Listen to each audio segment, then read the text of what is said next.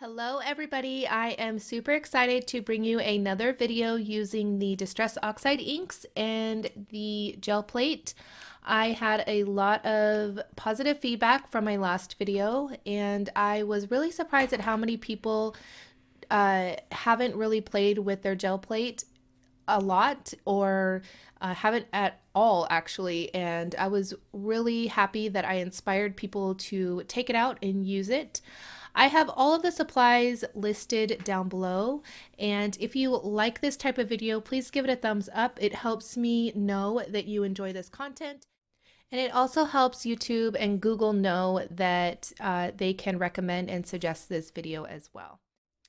As I am kind of playing around with different stencils and printing or pulling up some prints, I would love to hear what your favorite color combinations are. I loved the suggestions you guys made last time. So I am going to be working on another video with all of those suggestions and kind of putting them all together in a separate video. All right, so that stencil I used was a new stencil from the Crafter's Workshop, and I absolutely love it. It's from Gabrielle Polacco, I believe is how you pronounce her name. I do not recall the exact name of the stencil, but I will have it listed down below so you guys can check it out. So the sprayer that I'm using, I got it from Hobby Lobby. I used a coupon because it could be a little bit pricey if you don't use a coupon. I had gotten a few different sizes that day. This one is the 6-inch and it makes it really easy to blend 2 or 3 colors together, especially on the gel plate, because you really don't want to take the dark color to the light color and then you get too much bleeding and mixture of colors, and it sometimes can turn into mud, like a muddy color, and you don't want that. And I was having to brayer off too much of the color before when I was using the smaller brayer, and it was really wasteful. This way I can blend the colors, and then as you see, I use the brayer with all of that ink on it and just add the color back onto the gel plate, which makes it so easy for one, and two, you're not wasting a lot of that ink. You're just kind of reusing what you already have.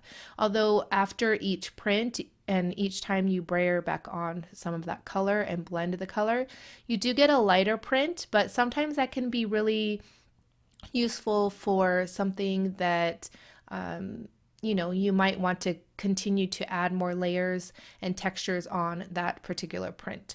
So I really like having this big brayer. So yeah, anyways, I am just continuing to add color. I used peacock feathers and chipped sapphire and also cracked pistachio. Those are pretty much the main colors that I use in this video. In the end, I use a little bit different colors, but I will share those as obviously I use them. So I added the colors, I blended them out with the brayer, and then I sprinkled on some water. At this point, I was just kind of playing around with different techniques and just trying to see what I liked, what I didn't like. I can't decide if I like this or not. I think adding the stamp inside of the stencil was just a little bit much, but it was fun to play around. So that stamp is from the stamp market and I am obsessed with it at the moment. So I use it quite often in this video, and I just love the dots and how they are just kind of staggered, not perfectly aligned, and it just gives a nice texture to a background. All right, so I added the paper to the stencil and the stamped. As you could see, it just creates a really nice mixed media background, really fun and textured. And then I just stamped the stamp on the opposite side, as you see here. Again, another great, pretty cool background.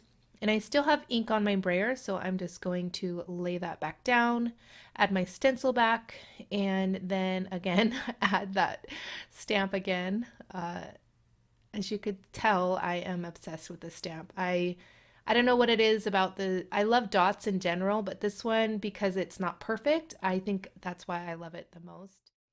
So in this video and my previous video, I am sharing just basic techniques using the gel plate.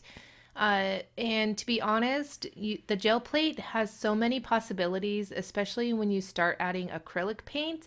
That's when you get just amazing backgrounds. You can layer upon layer different acrylic paints and just do so many amazing things with it.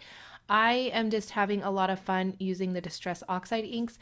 I think after one more video, probably, I will start using maybe dye inks, maybe the Alta Nu inks or something, because I do have quite a bit of those.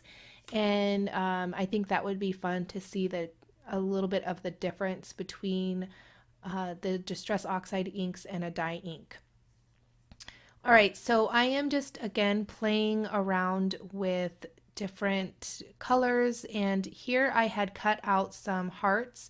This is from a Simon Says stamp die, I believe, and I thought it would be fun to add it for a nice background. And they are hearts, and most of the time people think of like pinks and reds for like a Valentine's card, but I had all of these really fun blues and greens out, and I thought it would be fun to do something different. I absolutely love this one, even though it is a very light print. I think it's a great start to more of a mixed media background or something. Um, and as you could see, you get a lot of different uses out of just using your dies. This is just regular cardstock. It's not printer paper. I think printing paper would be a little bit too thin for this, but you could definitely try it. I'm using cardstock, and yeah, so you could see here, really fun. And I just keep adding, layering back on that color, and then just adding more layers and layers to sometimes the same card panel or sometimes a new one. This one was a little bit blocky, I guess you could say, so I was kind of trying to play into that and adding more instead of just having one weird line in on the background.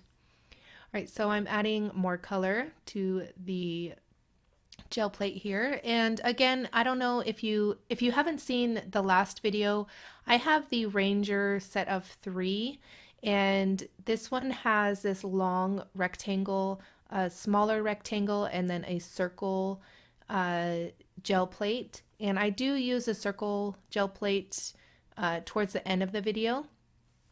But I really like having the different options because these can be a little bit pricey. So I like having a few different options.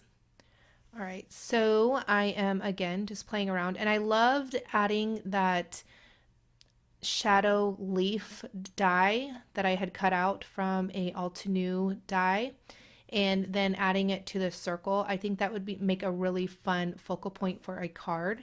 So you see here on the right, I have that small circle gel plate, and I'm adding a stencil there, and I believe that's from Simon Says Stamp. And I brayer over that, and I'm just taking a piece of cardstock and adding that to the card. I think if I cut that out with a circle die or something, I think that would be really fun. The possibilities are endless. I say this constantly, and again, I'm just playing around. There is so many different techniques that I do not share in this video. I'm trying not to focus so much on showing specific different techniques or anything like that. I'm just playing because sometimes that's what we need to be creative and inspire us to do even more. So yeah. All right, this color is Scattered Straw, and I really like this yellow. I'm not sure if I like the yellow with that, with the blues, but again, just playing around. All right, so I add that to there. I think that looks pretty cool, kind of like a ghost image in a way. I add the excess ink that's on that brayer. And I think this is one of my favorite prints. In just a second here, you're going to see, not this one. but the one that I pull up with a full card panel here. And my card panels are 4¼ by 5½, and they are just regular cardstock.